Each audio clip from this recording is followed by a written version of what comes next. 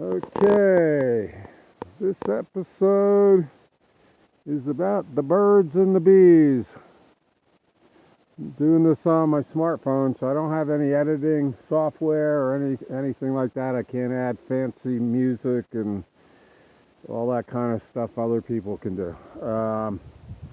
But anyway, I'm out in the Coconino National Forest camping, and near Flagstaff in Arizona.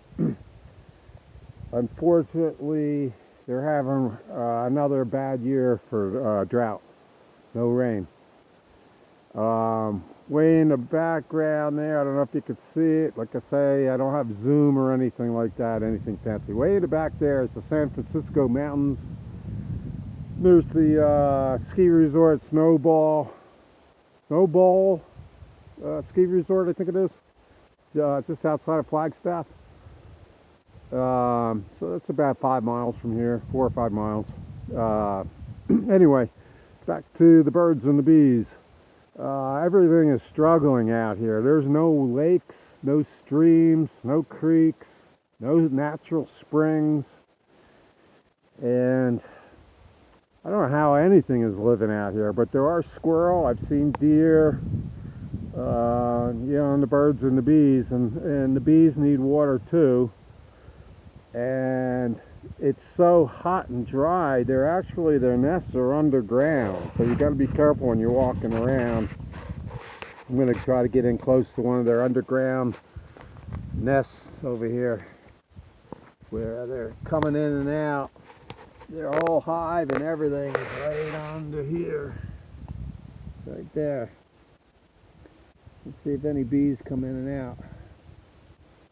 They're starting to swarm me.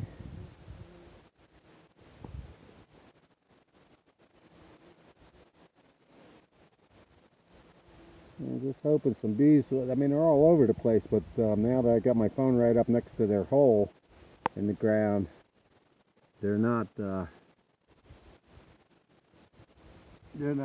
into the hole. They're just like swarming around, wondering what I'm doing here.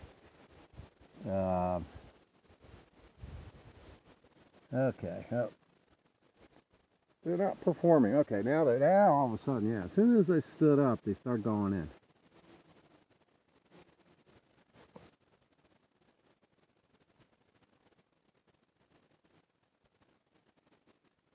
They're so fast. They come in and out so fast. It's hard to get them on video here. But they're all over the place. They're flying all around here. Anyway, they're underground. The bees out here, I haven't had any problems with them.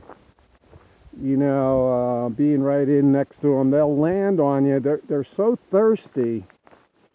They're just trying to get the sweat off your body. They're trying to drink the sweat off your body. They're not going to sting you. Like on the East Coast where I grew up, if a bee landed on you, he's going to sting you. Out here, they'll land on you and they'll start drinking your sweat. It's so dry. That's their priority. It's not to bite the hand that fed them, so to speak. They just want the water.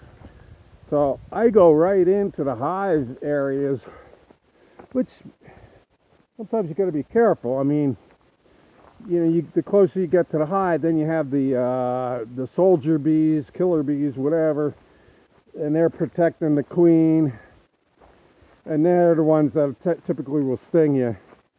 I think the bees that I'm coming across, most of them are just trying to get water to bring back to the hive. For the queen and for basic survival, of the hive. So anyway, I did an episode of how to keep the bees from becoming a nuisance on your camp. Okay, and I've been doing this for years. And what I do is I put out a water basin downwind of my campsite, so this way the bees don't come into my campsite and harass me, basically. So here's my basin. I get in close and show you. how many bees are in there. They're all drinking. Some of them will actually land on top of the water, getting their drink, and then they spread out their legs so they don't drown, and then they take off.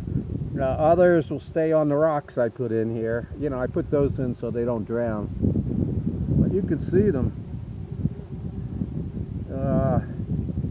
I have to fill this up twice a day because the squirrels are drinking out of it, the chipmunks are drinking out of it. I put a couple rocks over here so the squirrels and the chipmunks can stand up here and drink. The birds, every imaginable type of bird out here, they're big crows, they'll drink out of it, and the smaller sparrows and everything.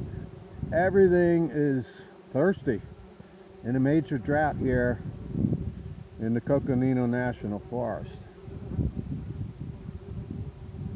So anyway, I fill this up. They all swarm as I'm filling it up.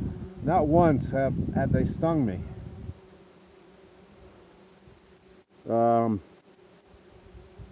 They might land on me to drink my sweat, but I've never been stung. And matter of fact, this must be a good spot because years and years ago, if you look over here, you can see where somebody had a beehive. Here's the frame, and here's, I don't know what they call this stuff, the matting, what the bees put the honey in,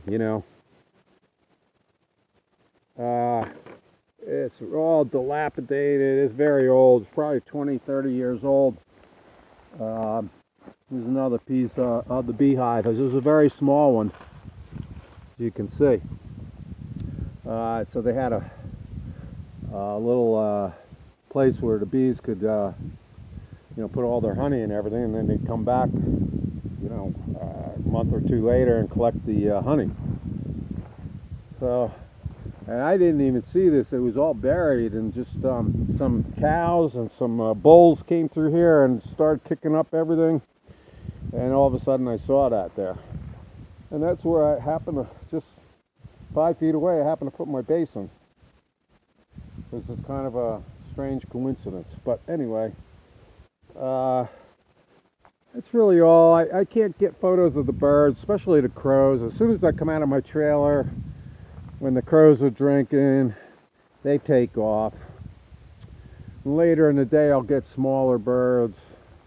And there are hummingbirds out here too. I always set up a hummingbird feeder, but it's so dry out here, it gets infested with the bees, and the hummingbirds have a hard time getting any of their honey water that I mix.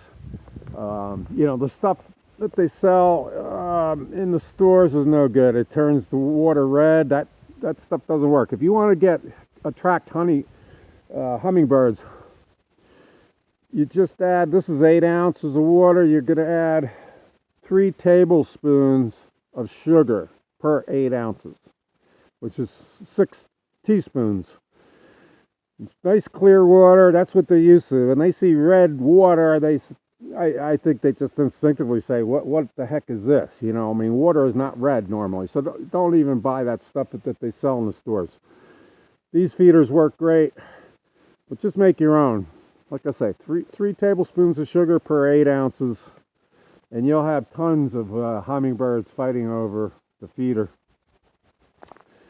So, anyway, just figured I'd do a little episode on the birds and the bees, and unfortunately I don't have any fancy photo editing, and I don't have any fancy soundtracks in the background, so a lot of my videos aren't very popular, but oh well. I'm not doing it for the money. Like when you see those really fancy videos, those people are spending, they'll even admit, they're spending like 4 hours to do a video because all the editing and special software and soundtracks, and they're pretty and sound nice, but a lot of times they don't tell you much. At least in my videos, I'm explaining and talking about, potential camping areas. And this area here, if you're in Flagstaff, you look for 180, and you're going to be heading in like a northerly direction.